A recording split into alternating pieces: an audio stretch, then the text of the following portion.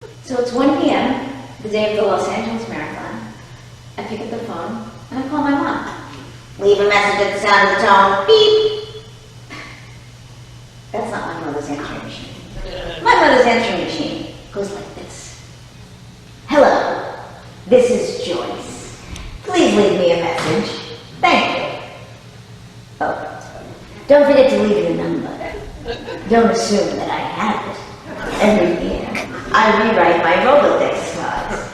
And there's always a few cards that seem to find their way to the chasm between the desk and the wall. How do I know that your card isn't one of the ones that's down there? I'll never know. So please, leave your number. Thank you. Oh, and speak clearly. There is nothing I hate more than anything in the entire world than when people mumble. Then I won't have your number either. So please, enunciate. Thank you. Oh,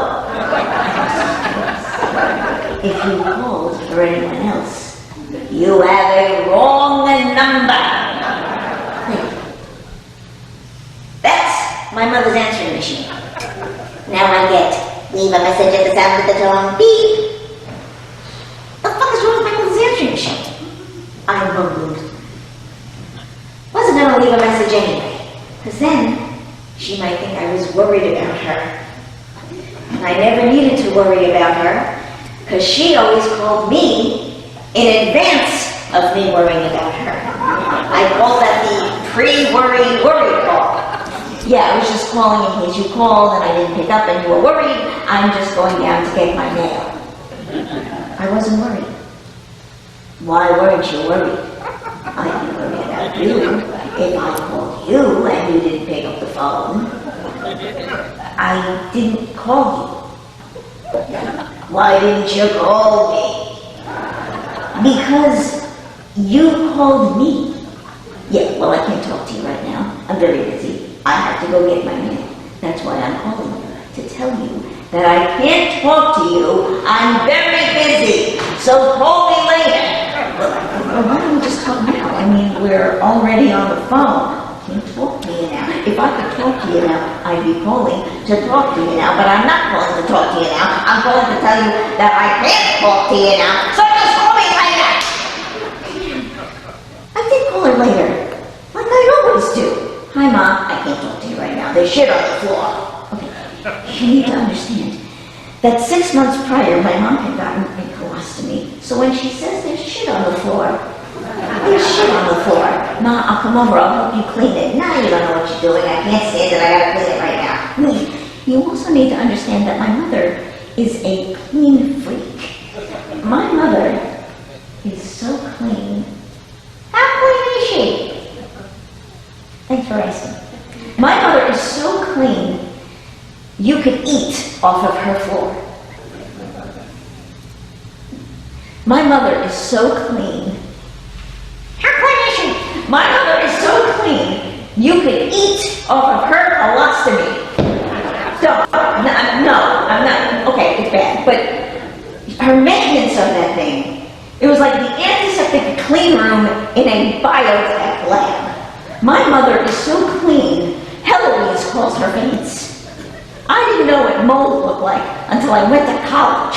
Mom, come over. I will help you clean it. You don't know what you're doing. I can't stand it. Goodbye. I turned to my husband. I said, my mother is going to clean herself to death. So the next day is the marathon.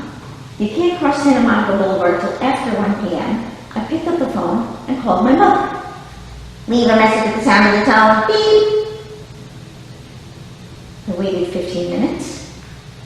Leave a message at the sound of the tone. Beep.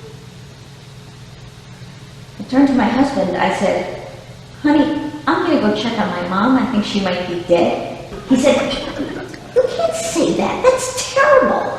I said, no, I'm not just saying it. There's something wrong with her answering machine. She didn't call in advance to say not to worry. I'm just going to go over there. As I walked down the hallway of my mother's apartment building, heard the strangest thing. I heard other people talking. I heard other people laughing. I heard other people coughing, burping, farting, wheezing.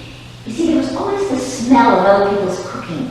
There was always some foreign soup wafting down the hall. But the mystery was how it was cooked in silence, while the only sound I could ever hear was that of my mother's television blaring CNBC and my mother screaming above it, "Fuck you, Jim Cramer!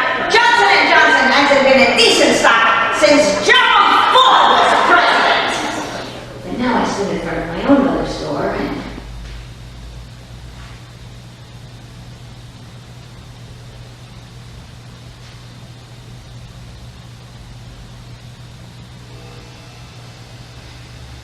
Mom? Mom?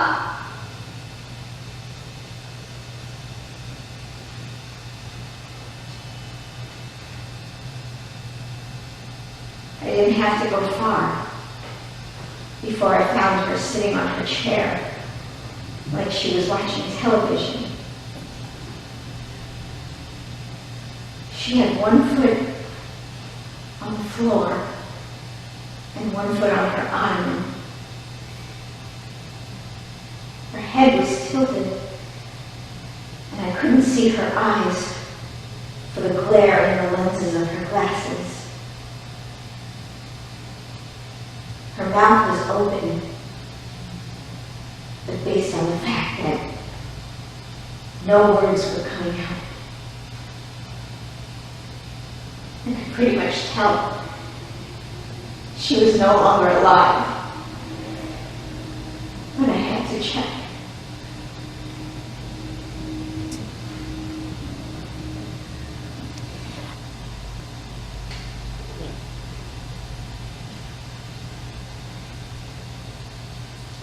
She was cold and stiff.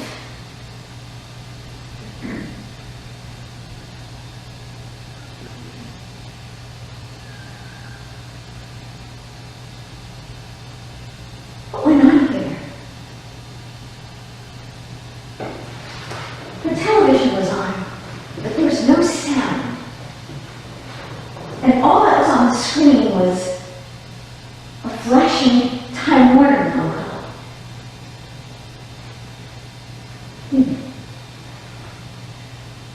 Her cable had gone out, and her answering machine had reset.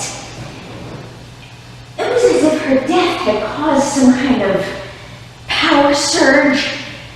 You know, when a Highlander dies, and there's all this lightning and shit. It was as if her death had come with one final "Fuck you, Time Warner Cable!" On her bed were freshly cleaned, perfectly symmetrically folded towels. How does a person fold towels like that? I was beginning to think that I was adopted. Those must be the towels she used to clean the shit spot on the floor. And here was the shit spot on the floor.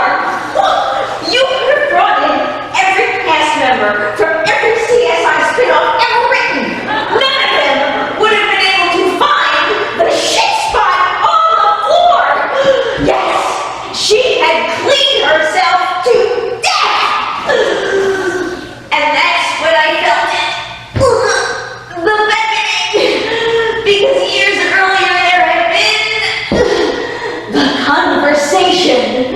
It went like this. You know, Jenny, life is short. And so was Gene Kelly. He used to come into my studio all the time. You know, he was only 5'1". That's why they had him dance with that mouse. It made him look much taller. I went to the doctor. He said, "This thing I have, it's terminal. Let me explain it." That means it will kill me. How long do I have? Well, the doctor said I only have another 40 years. But let me tell you something, Jenny. Wi-Fi like that. So I wanted you to know. In the kitchen, there's an envelope in the cabinet with the Tupperware under the Jello mold.